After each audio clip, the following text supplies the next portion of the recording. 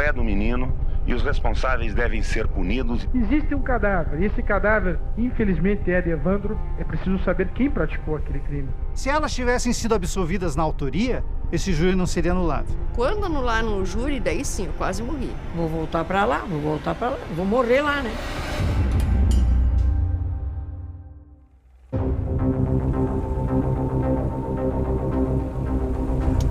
A polícia do Paraná diz que mais um garoto pode ter sido assassinado em Guaratuba num ritual de magia negra. Na troca de acusações, eles acabaram confessando um outro caso, o do rapto do menino Leandro Bossi, que desapareceu em Guaratuba no dia 15 de fevereiro. Mas ao contrário do menino morto no ritual de magia negra, o corpo de Leandro nunca foi encontrado. O repórter Vladimir Nascimento, ele consegue, uma fita também de confissão do Oswaldo Marceneiro, dizendo que eles realmente sequestraram o Leandro Bossi no show do Moraes Moreira e jogou num local lá da Bahia que deve estar lá até hoje. Existia uma fita na qual os pais de santo confessavam terem matado também Leandro e sequestrado Leandro. Mas essa fita, ela não foi juntada no processo do Evandro e eu só tive contato com a imprensa. Se ele confessou a morte do Bossi, por que a fita do Evandro vale e a do Bossi não vale? Alguém prevaricou? O que aconteceu? Essa fita apontada por Diógenes Caetano nunca chegaram às minhas mãos e acredito até que não exista.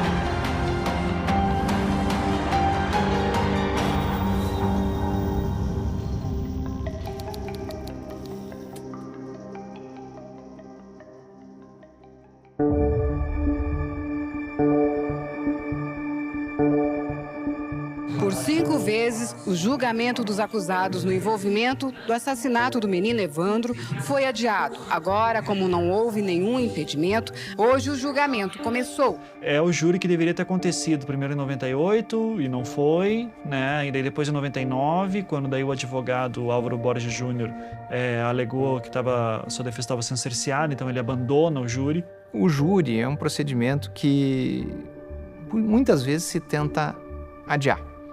Um recurso, às vezes até, infelizmente, algumas manobras. O próprio Ministério Público achava que o júri não ia ser realizado. Cada vez que reabre esse processo, revive tudo tudo que aconteceu, né? Então, é aquela dor que aumenta, né, da família. Outras 4 pessoas também são acusadas, entre elas Celine Beatriz Abage. Julgadas em 98, foram absolvidas, mas o Ministério Público conseguiu a anulação do julgamento. Um novo júri ainda deverá ser marcado. Eu estava com medo, sinceramente. Eu digo, os meus advogados dando mole lá, os promotores ganhando espaço. E um julgamento é um teatro. Quem fazia a melhor apresentação leva o prêmio. Foram 6 dias de julgamento. O júri se reuniu por 1h30 para votar e decidiu. Por 6 votos a 1, os 3 acusados foram condenados por homicídio triplamente qualificado.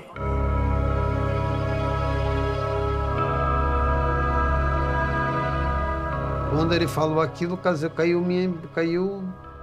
eu caí, eu me desesperei. Tanto é que na hora que eu saio do fórum, daí já algemado, porque aí eu não iria para casa, eu grito bem alto antes de entrar dentro assim: vocês condenaram um inocente.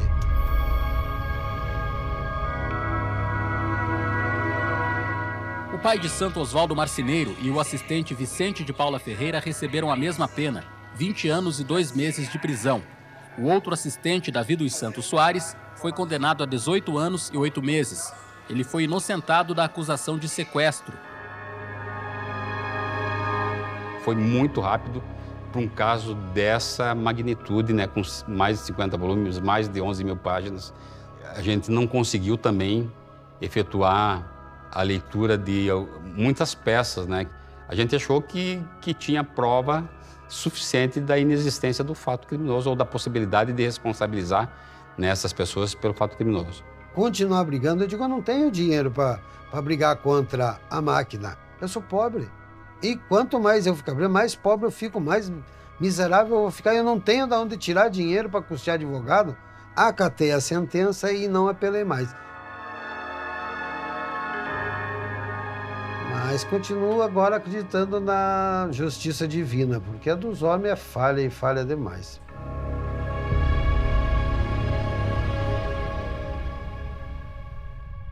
Os 3 foram condenados a cerca de 20 anos de prisão e acabou sendo, de certa forma, também um ensaio para o julgamento do ano seguinte, 2005. Ayrton Bardelli e Francisco Cristofolini serão julgados nesta quinta-feira em Curitiba. Nas ruas do litoral do Paraná, o assunto volta à tona. Eu não acreditei.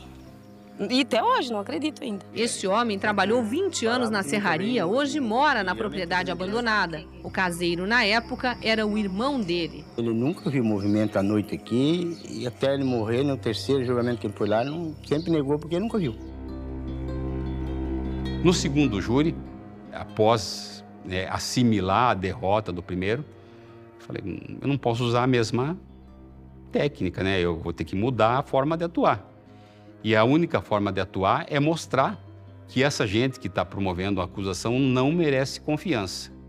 As pessoas acham que o sujeito faz um concurso público, ele não tem nenhum problema ético, não tem nenhum problema moral e tudo que ele faz é absolutamente dentro da legalidade e dentro da moralidade. E eu precisava mostrar que isso não era uma realidade. Por isso que foi um júri tumultuado, né?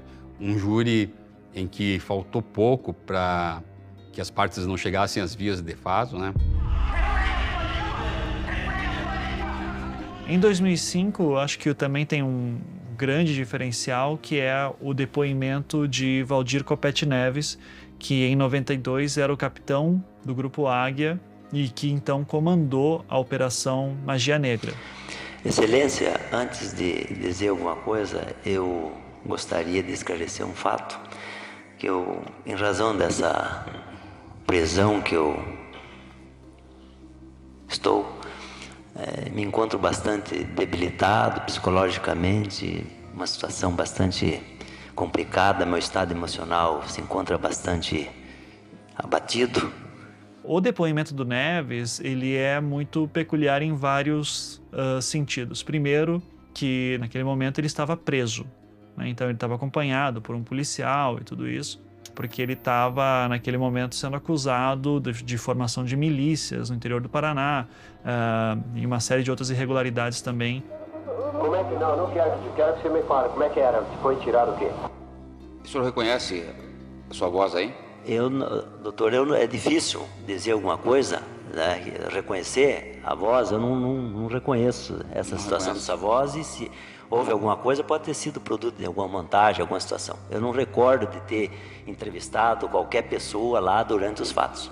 Toda pergunta que é feita ao Neves naquela ocasião, ele dizia, não, eu só coordenei a operação, eu não lembro de muita coisa, eu não estava ali no meio, e daí mostrava trecho de um vídeo gravado pelo próprio Grupo Águia, em que está lá ele na Serraria Abage.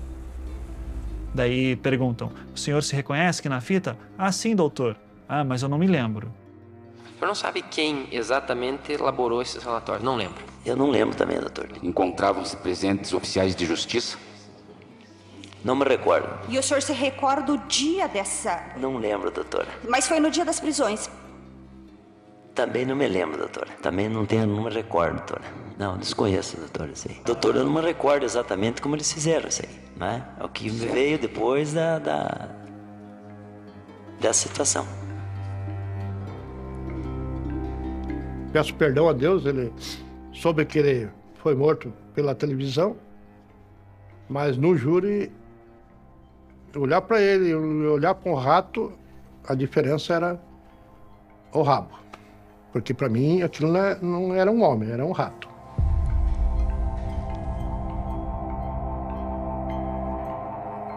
Ele não lembra de muitas coisas e isso eu imagino que para os jurados soou muito estranho. O julgamento de Francisco Cristofolini e Ayrton Bardelli durou 5 dias e terminou ontem à noite. Julgo totalmente improcedente a pretensão punitiva do Estado e absolvo os acusados das imputações.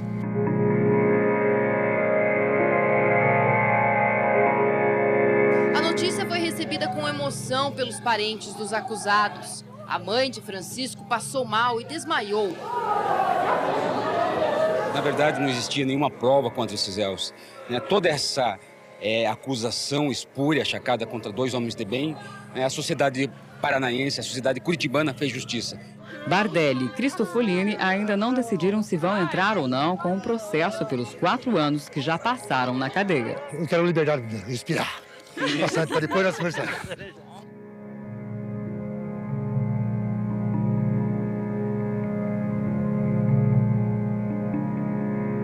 Quatro anos, 2 meses e 16 dias.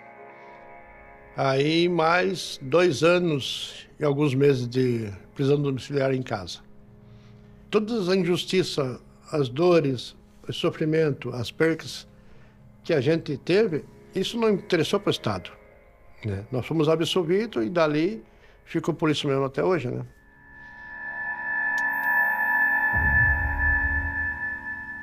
Apenas Beatriz Abage vai ser julgada. Para a mãe Celina Abage, o crime prescreveu porque ela tem 70 anos. Ela parecia nervosa ao chegar e foi recebida pela família. Os pais de Evandro Caetano entraram logo depois para acompanhar o julgamento. Esse foi o júri, com certeza, o júri mais difícil que eu presidi até hoje. Efetivamente, haviam faixas fora do tribunal do júri, mas uma coisa que me chamou a atenção foi que, num dado momento, puxam aqui dentro um grande saco, que eu não sei exatamente como ele entrou, e num piscar de olhos, esse plenário estava cheio de pessoas com camisetas, com frases de efeito, falando sobre tortura. Apenas 2 pessoas não usavam essa camiseta, né? Os pais da vítima.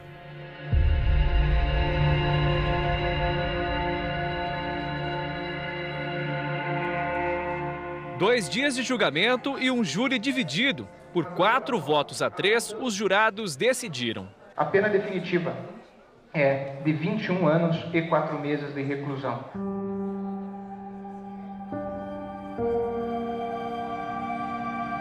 Havia toda uma expectativa também, né? Nossa, Beatriz será julgada de novo, o que vai acontecer? Todo mundo já tinha aquela história dos 34 dias, né? E, na verdade, foi um julgamento, não foi muito rápido, foi uma surpresa. Um tempo bem inferior do que nós imaginávamos, com a dispensa de algumas testemunhas, com a colaboração das partes, em 2 dias nós realizamos o júri. Está estudando isso aqui há meses e daí descobre um negócio que, isso aqui eu nunca tinha parado para pensar. Se eu passei por isso em meses e anos estudando esse caso, eu não sei como que alguém em 2, 3 dias consegue tomar uma decisão disso. Os jurados não tiveram condições de examinar os volumes que são, né? Não viram nada. Foi naquilo, ouvi dizer. Então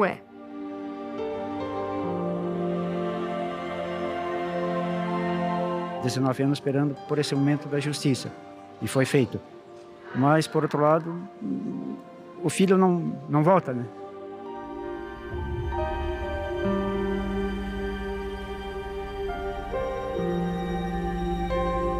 A lembrança que a gente tem dele é de um menino sadio, um menino alegre, um menino cheio de vidas, com muitos sonhos para realizar.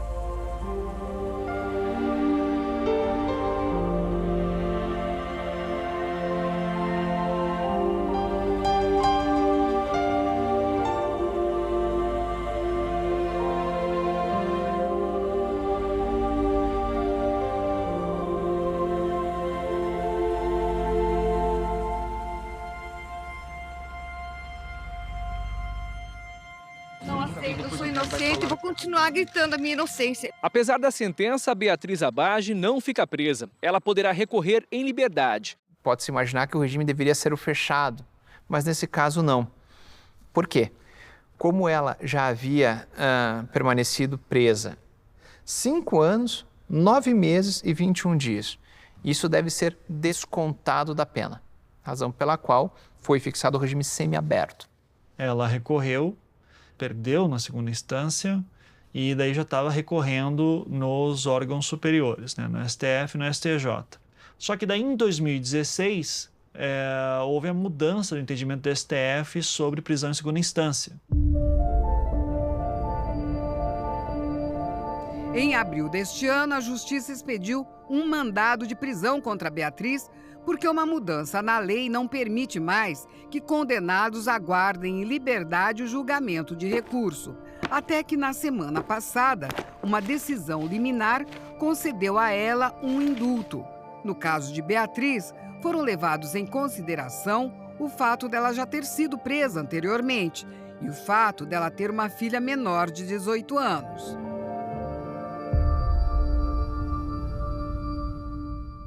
Mas sempre fica dali para frente, desde que recorreram da nossa sentença, dali para frente, sempre você está numa corda bamba. Ou você pisa na corda ou você vai para o buraco. Qualquer notícia, qualquer entrevista, qualquer coisa que chega perto da gente, a gente entra em pânico. Eu fiquei mais de 7 anos preso sem condenação. Somando tudo, acho que deu 11 anos e 8 meses. Hoje, graças a Deus, tá tudo, não tenho mais nada, não tenho problema, mas eu tenho essa chaga que ainda penso. Algumas pessoas ainda não acreditam que a gente é inocente. Por isso, a razão que talvez o pessoal vai até criticar de eu não querer falar abertamente para a câmera, porque eu já fui exposta a minha imagem muito. Hoje eu tenho outra família, outra vida. Recomecei pela 3ª vez. E mesmo porque eu já estou com quase 60 anos, não tenho mais tempo de recomeçar essa vida. Não tem.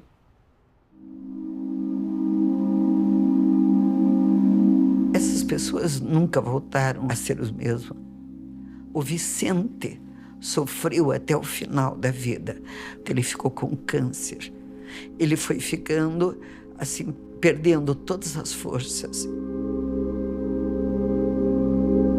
Eu fui visitá-lo. Foi a última coisa que eu ouvi do Vicente. Doutora, a senhora sabe que eu sou inocente. Falei, eu sempre soube, Vicente. Morreu na cadeia.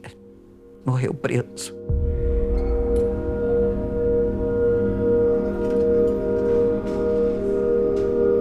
Eu vou rezar por todas aquelas pessoas que me acusaram injustamente, para que eles pensem bem, reflitam bem e falem apenas a verdade. Porque eles estragaram não a minha família, estragaram 7 famílias na base da mentira, da calúnia e da difamação.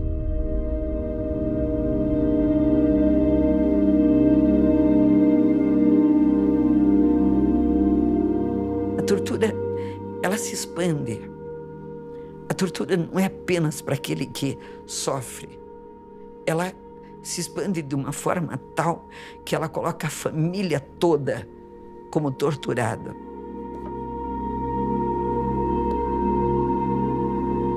Meu marido nunca parou de lutar, né? Enquanto a gente estava preso, ele estava trabalhando, contratava equipes de investigadores, gastou tudo que tinha. Foi daí que ele ficou doente, porque ele adquiriu um câncer de origem nervosa no estômago e foi definhando. E quando ele ficou bem doente, foi permitido que a gente ficasse no hospital com ele. Então a gente ficou alguns dias lá, acho que não deu uma semana. Quando chegamos no hospital, eles tinham feito a barba nele, ele estava sentadinho numa cadeira, com roupão, tudo. Aí disse, eu não quero nada de choro, não tem choro, estou vivo ainda, não sei o quê. Daí ele disse assim, acharam o menininho. Daí ele olhou bem para mim e disse assim, você pensa que eu sou bobo, que eu sou maluco, só porque eu estou morrendo? E o que essa policial está fazendo aí? Daí eu disse assim para ele, foi o Aníbal Cury que mandou para a nossa segurança, mas a gente está livre.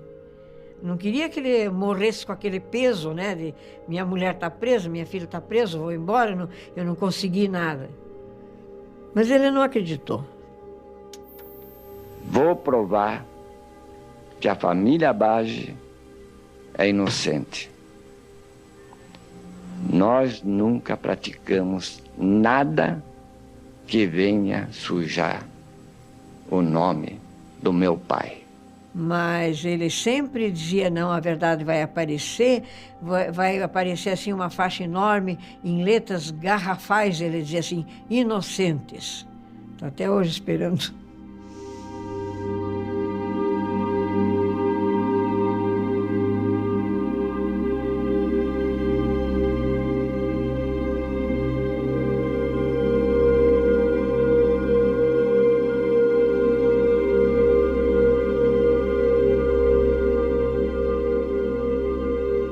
Davi, depois de 28 anos passados aí do começo dessa história, você imagina que pudesse aparecer alguma coisa nova relativa ao caso? Não. Bom, a gente sempre tem a esperança, né? Mas acreditar que essa esperança se concretiza é difícil. Com certeza, sempre a gente espera. Né? Por isso que eu luto faz tempo, eu não saio das redes sociais, desde a época do Orkut. Se tiver acontecido alguma coisa com ele, os verdadeiros culpados vão aparecer. Essa é a minha esperança, né? Eu luto para isso faz tempo. Bom, a gente encontrou coisa nova. Encontrou coisa nova? Encontrou coisa nova. E eu gostaria de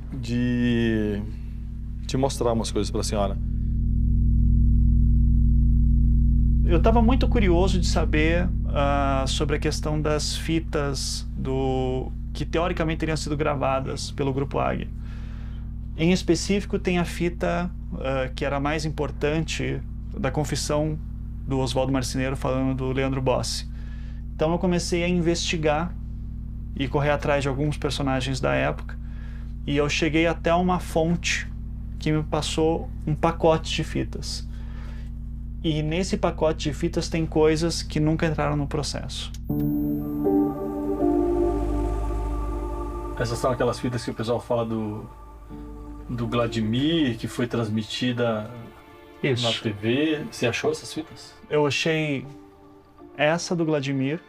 Eu consegui ela através de uma fonte anônima, que daí eu digitalizei, e daí eu comecei a analisar ela.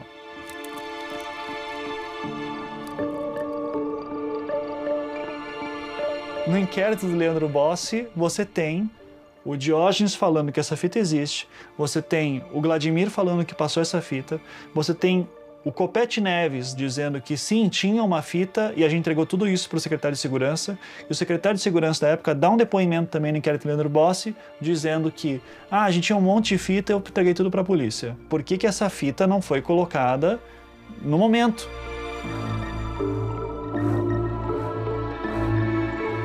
E eu queria que a senhora escutasse alguns trechos dessas fitas para a gente conversar sobre o conteúdo delas. Pode ser? Pode.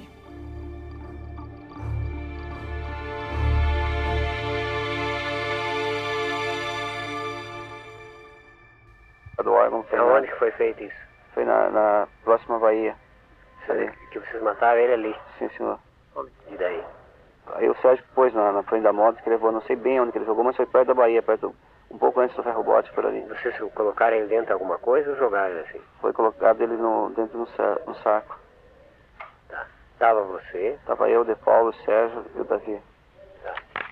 Quem que matou o guri? Que matou, que apertou o pescoço, foi o Davi que estrangulou ele.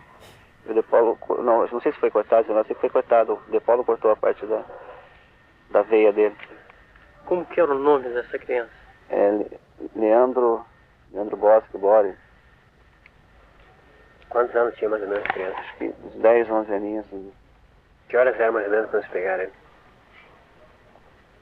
Olha, eu não tenho certeza, acho que eram umas 6 horas da tarde, mais ou menos. Então, antes de começar o show ou depois do show? Esse show foi de dia ou de noite? Não, acho que foi na hora do show, sim.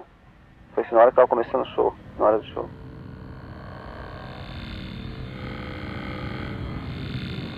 Essa é a tal da fita que nunca ninguém colocou em lugar nenhum. Ou seja, isso confirma aquilo que o Diógenes falava de uma fita em que o Oswaldo estaria confessando a morte do Leandro Bossi e que o Sérgio Cristofolini teria participado. Isso é mentira, gente. Ninguém foi nesse show, eu não fui, não sei, o Sérgio não sei se foi. Quem indicava ser local lá da Bahia era o Diógenes. Isso tudo foi gravado em sala de tortura, em lugar que a gente não tinha voz de recusa, onde eles falavam pra gente: aqui você tem direito de não ter direito. A fita do Oswaldo até poderia ser pensada como uma confissão legítima que de fato mostra que ele é o culpado e tal. Só que mesmo nos detalhes que o Oswaldo conta na fita já não batem também. Tem uma questão de horário, né? O Leandro se ele desapareceu no show, o show começou lá por 10 e pouco da noite. Enquanto que o Oswaldo já diz na sua confissão que foi ali por 18 horas. O Oswaldo também diz que tinha pego uma criança que tinha 11 anos de idade, né, sendo que o Leandro tinha ali 7 para 8, mais ou menos. E daí nós temos uma gravação em que os interrogadores estão tentando fazer o Davi confessar o Guilherme Tiburtius.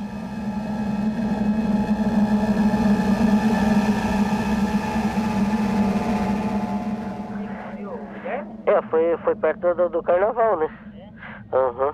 Eu lembro que eles fizeram um pacotão e jogaram no mar, ali na Bahia. O Oswaldo, eles fizeram no carro. Jogaram um pacote na Bahia.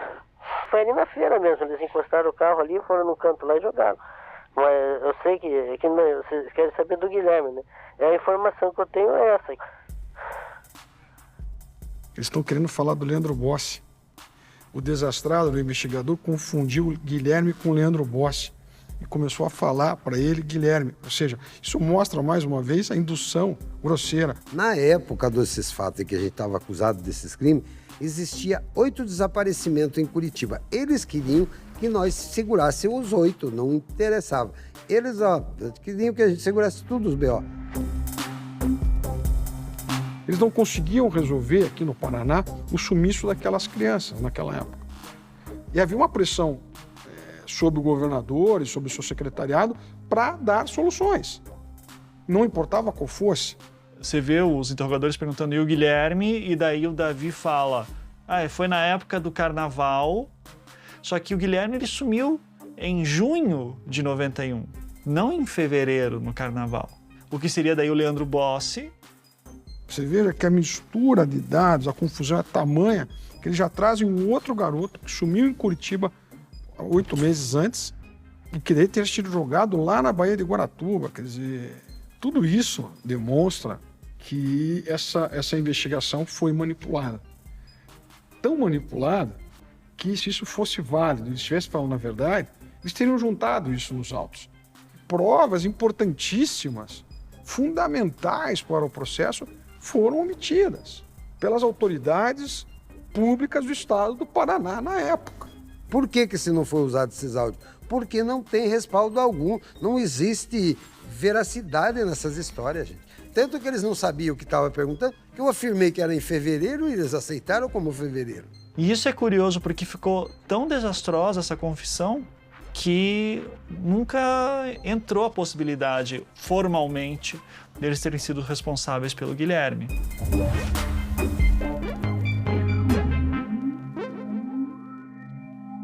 Só que não é só essa fita que tem. Nós temos também, por exemplo, um trecho dessa fita que eu nomeio aqui como Oswaldo Primeiras Confissões. E daí o conteúdo ele é bem pesado. Marceneiro. Quantos anos tem? Eu tenho 30 anos. Como é que é o nome do teu pai? Eduardo Marceneiro. E o nome da tua mãe? Leopoldina Martins Marceneiro. Você mora onde? Rua Monsenhor Lamartine, número 62. Tá bom. Então o que você tem para contar a respeito da criança? Tá. Fui eu que matei a criança. Eu peguei a criança e acabei... Eu estava meio atrapalhado, acabei matando ela, matei daí. Eu estrangulei ela com uma cinta. Aí ela morreu. Daí o que você fez? Daí eu acabei jogando ela no mato. Por que você matou ela? Eu não sei mesmo, acho que eu tinha... Não sei porquê. Talvez eu não sei dizer. Eu que matei, fui eu.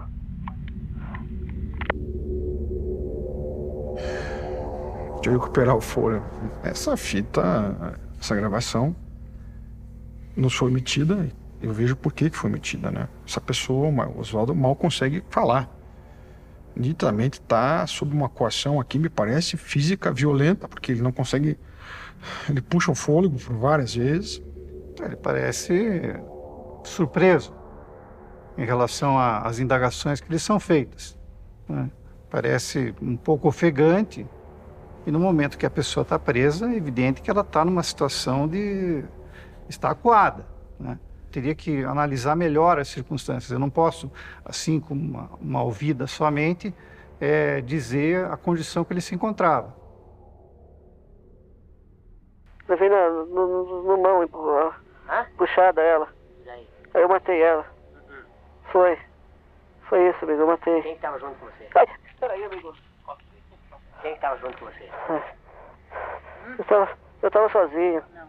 Tava. Daí você levou aonde? Levei no mato e matei. É verdade, amigo. É verdade, sim, senhor. Não foi isso. Foi isso, sim. Não foi você que matou. Por que você levou a criança no mato e estrangulou? Não sei, me deu uma loucura na cabeça, eu fiz. Não. Foi, amigo. Vocês veem aqui uma divergência absurda em relação ao que veio o processo. Diz que ele matou a criança e jogou no mato. Não fala dos outros acusados, assume sozinho a prática, não conta absolutamente nada daquilo que veio depois. Veja, o fato de ele pegar e narrar de uma forma diversa pode ser considerado também uma forma de autodefesa. De querer narrar de uma forma que não o incrimine. Tem esse outro lado também. Olha, pode dar o nome dos caras que você não vai aparecer. Tá? Quem você pegar a criança? Fui eu mesmo que peguei. Você não conhecia a criança? Quem que escolheu aquela criança? Eu não sei porque quem escolheu. Eu não sei se... Quer sentar um pouco? Quero. Deixa eu sentar um pouco, por favor. Deixa eu respirar um pouco, pode falar. Deixa eu respirar um pouco, deixa eu sentar um pouco. Por que ele tá falando essas coisas? Que tipo de interrogatório é isso? Tá, mas eu vou dizer, vocês vão dizer que não é. Não. Se não for, deixa eu... Tá, se não for, eu tento lembrar de novo, mas não Tá, vou tudo bem. fazer nada mais comigo. Tá. Vai. Tá. Quem estava comigo? Sim. Estava eu e... não lembro. O carro, quem foi? A pessoa? Acho que foi a Beatriz. Quem é essa Beatriz? Beatriz Abage. Quem que é? O que ela é? É filha do Dr. Aldo Abage. Ela? É. A pedido de quem? Pedido dela. A pedido dela? É. Você matou a criança dentro do carro dela? Não, foi numa casa lá. Não, onde que é a casa? Mas eu não sei se é uma casa, um mato, eu não sei se é onde que é. Não, você falou não, numa acho que foi casa. no carro, foi no carro, agora que eu lembrei. Foi no carro. Eu acredito que a versão para a polícia já estava construída. Eles só estavam querendo que ele falasse da forma como eles queriam. Né? Então iam acrescentando, que nem fizeram comigo. A tortura, eles davam um choque elétrico, eu falava errado, voltava o choque. Né? Então se você errasse uma frase, era choque, era afogamento, tudo. Quanto à questão dele pegar e não querer entregar as outras pessoas, também tem uma explicação, se nós formos colocar do outro lado. De que ele não queria envolver as pessoas para que talvez essas pessoas depois o liberassem, né? Que viessem em seu socorro depois. Então é tudo muito questão de suposição. Provavelmente vai aparecer o terceiro, quarto, quinto, até o sétimo. Com quem que você estava quando você pegou o guri? A Beatriz. E quem mais? E a mãe dela estava junto. Agora entra. Aí. Quem que chamou o guri? Como é que foi que pegaram o guri? Me conta, nós não sabemos. Elas conhecem a criança, eu não conheço. Como é que, o que ela disse? Eu não lembro, ela chamou a criança. E daí? Aí me pegou e falou pra nós fazer o sacrifício da criança. Bom, o negócio é o seguinte, se tá falando a verdade, você tá mentindo. Eu tô falando a verdade. Jura? Juro. Jura lá pelos teus guias, lá pelos... Juro. Jura pelos diabos? Juro. E quem mais? Tava a Serena. E quem mais? Tava um rapaz que trabalhava comigo lá. Como é que é o nome dele? De Paulo. E onde é que tava de Paulo? Acho que tá em Curitiba. Não faz isso, por favor, eu só tô falando tudo. E daí? Amigo, eu tô cooperando. E agora surgiu mais um, o De Paulo, que ele está acusando, que agora é o De Paulo que abriu, o De Paulo que tirou. Primeiro foi a Beatriz, depois agora o De Paulo, né? Se ele tivesse medo da Celina e da Beatriz, como algumas pessoas poderiam pensar, tá, eu tenho medo de falar da Celina e da Beatriz porque elas são poderosas e tal, beleza, vai. A ordem seria outra. Fui eu, De Paulo, o Davi, o Bardelli, né, e a dona Celina e a Beatriz não tem nada a ver com isso. Daí, quanto tempo demora para ele falar do Cristofolini, do Bardelli? Quem são essas pessoas? É porque o Vicente era o mão de faca. Era ele que fazia o sacrifício das crianças. E ele não fez só aquele sacrifício. A convicção que eu tenho é essa. E expô-lo poderia expor os outros políticos que eventualmente encomendaram um sacrifício de criança com Vicente Paula Ferreira. Tanto que nas próprias confissões da imprensa, Ele diz que foi o Bardelli que apertou o pescoço. Ele tem receios de incluir o Vicente. Mas por quê? Porque o Vicente era um arquivo vivo. Quem matou a criança, porque tudo indica, ou foi o Sérgio ou o Ailton Bardelli. E o De Paula? O De Paula teve a participação que ele começou a abrir, depois da criança já morta, quando eu cheguei, estava a criança morta, a participação dele foi que ele começou a querer abrir um lado do peito da criança. E o Oswaldo já começa daí a passar uma versão mais próxima daquela das fitas VHS de 2 de julho. E daí você tem que pensar que ele foi preso às 6 horas da noite do dia 1º, daí ele passa às 6, 7, 8, 9, meia-noite, 1 da manhã, 7 da manhã, daí começa aquela fita do Grupo Águia em que ele está no Stroessner. Então a gente está falando de uma pessoa aqui que deve ter se submetido a isso aqui durante 12 horas.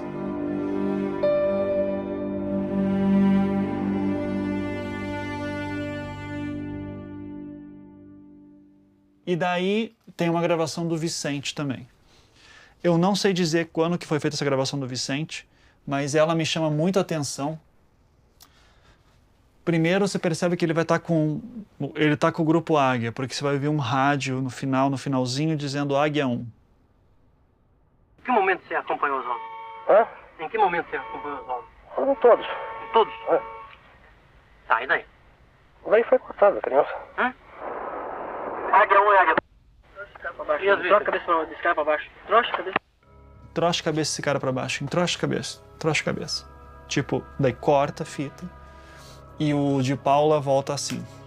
Um Ogdar. Um Ogdar. O que é um Ogdar? Ogdar é uma baciazinha de barro. De barro. Tá. E o que ele fez nesse troço? Ele colocou Ele colocou numa... Tá. Qualquer leigo vê que eles estão sendo pressionados, muita falta de respiração, isso aí é tudo indícios de afogamento forte. Porque eles te afogam e te falam, se você quiser falar, você bate palma.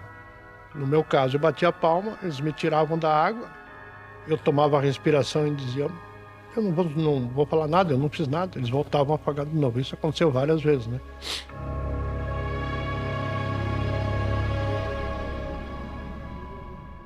Eu vou saltar para os trechos que dizem respeito a você.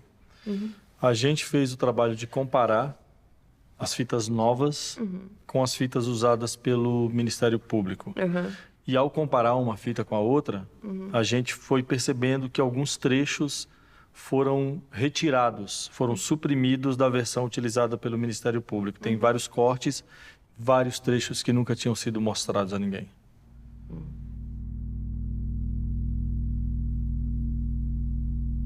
Quem matou a criança daí? Quem cortou? Oh, De Paula, pronto. Não, quem matou?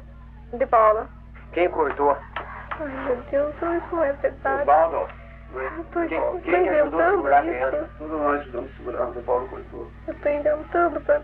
Não. O que tá inventando? Não, nada. Eu tô falando sozinha. A Beatriz, ela diz claramente, eu tô inventando isso, eu não tô... Isso foi cortado. Isso a gente sabe que foi cortado pela Polícia Militar, porque está aqui na própria transcrição que a Polícia Militar fez. Agora, se você for uma mulher inteligente, está sabendo que é pedido de companheiros, certo? Eu vou te ouvir e vou te deixar ir, você vai arrumar advogado, seu marido, etc. Sai dela. Não, nós vamos conversar. Eu quero sem conversa lá, depois vocês vão comigo, eu tenho...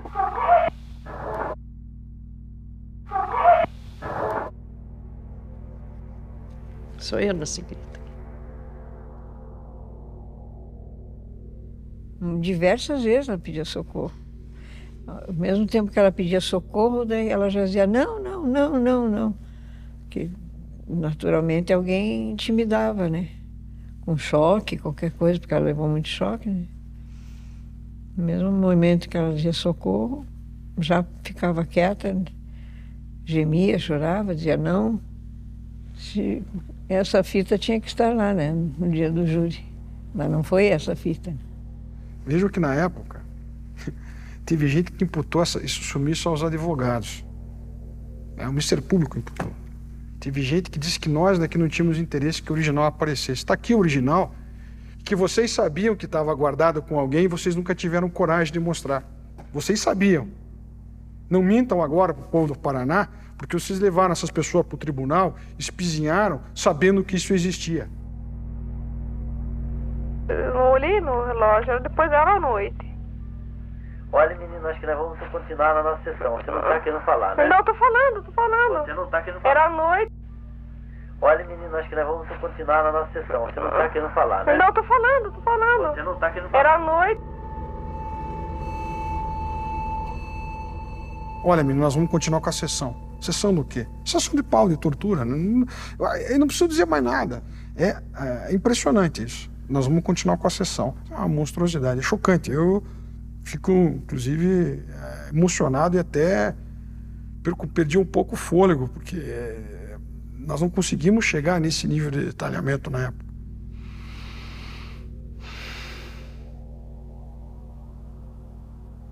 Parece que é um prato cheio para a defesa, né? Sessão do quê?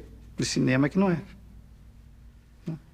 Pelo que eu estou ouvindo, parece que a coisa não andou como deveria, né?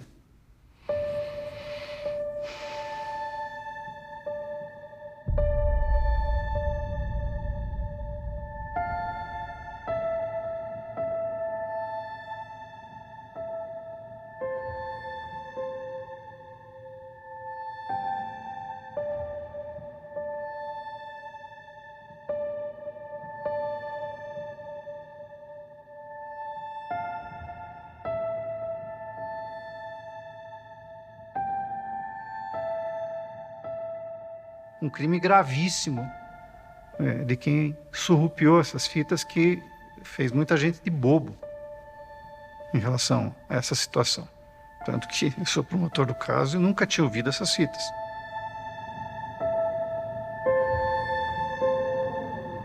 Essa fita ela é tão criminosa que ela foi ocultada do processo durante todo esse tempo. Porque sabiam que se esse material viesse aos autos, a tortura estaria cabalmente demonstrada. Eles, na verdade, trocariam de lugar com os réus. Porque quem aceita a tortura como método de investigação tem que estar na cadeia.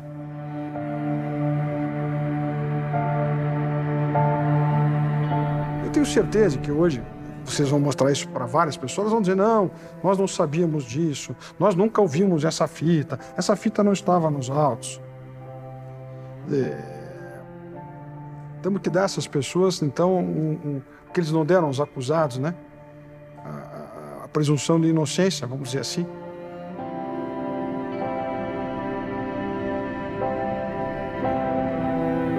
O Ministério Público não compactua, e eu, como promotor, nunca compactuarei com tortura. Agora, ouvir essas fitas também me causa profunda tristeza, sabe? Porque, independentemente da questão de atribuir a autoria a alguém, o fato é que uma criança foi morta de maneira covarde. É o fracasso da natureza humana. Como também é um fracasso a própria questão de se coagir alguém. Absolutamente não há que se compactuar com isso.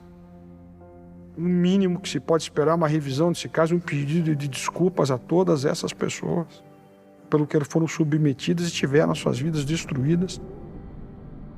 O Estado do Paraná tem obrigação de pedir desculpa e reparar esse dano. Tem obrigação de reparar esse dano. Indenizar todas essas pessoas. Inclusive os familiares dessas crianças que foram enganados por isso aqui.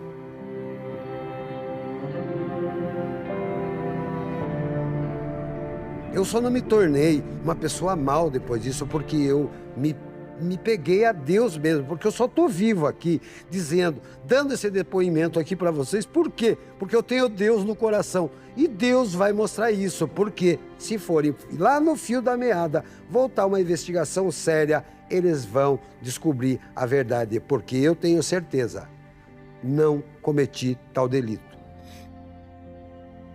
Qualquer leigo que escutar uma fita dessa aí vê a tortura nítida e clara, né? Só que a tortura não deixa marcas, né? Eles enrolam teu braço, tua perna com cobertor, com borracha de câmara de pneu. Onde eles batem e não fica marca, né? Mas fora isso, a tortura só deixa marcas no coração e da mente. Espero que mostre para todo mundo que eu realmente fui torturada, que minha mãe foi torturada, que os 7 acusados são inocentes. Não sou só eu e minha mãe. Todos nós somos inocentes. E é uma prova. Por que eles esconderam a vida completa? Não precisava, né? No meu sonho é que essa fita fosse reconhecida pelo Poder Judiciário e que realmente a gente fosse inocentada publicamente, como meu marido sempre dizia, que ia sair em letras garrafais, que nós éramos inocentes.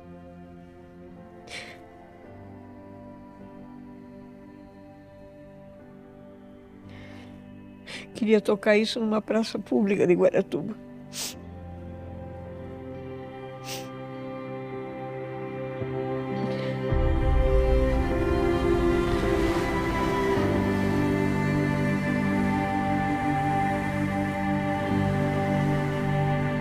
Quem que vai devolver os anos na prisão dos 7?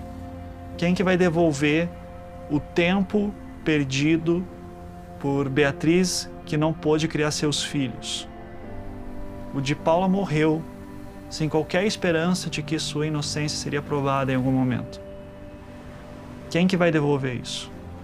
Isso aqui é um erro gravíssimo, com omissão de provas, e que o Estado do Paraná vai ter que ser responsabilizado em algum momento.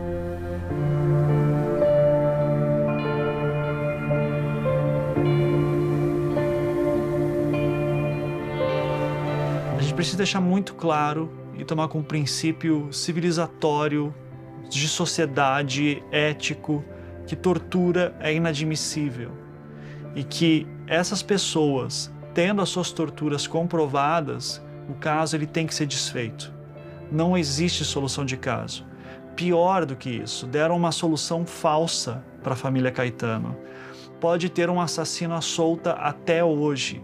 Alguém ficou impune por ter matado Evandro Ramos Caetano e talvez seja o responsável também pelo Leandro Bossi e uma ossada de uma menina que sequer foi aberto um inquérito de investigação sobre quem é ela.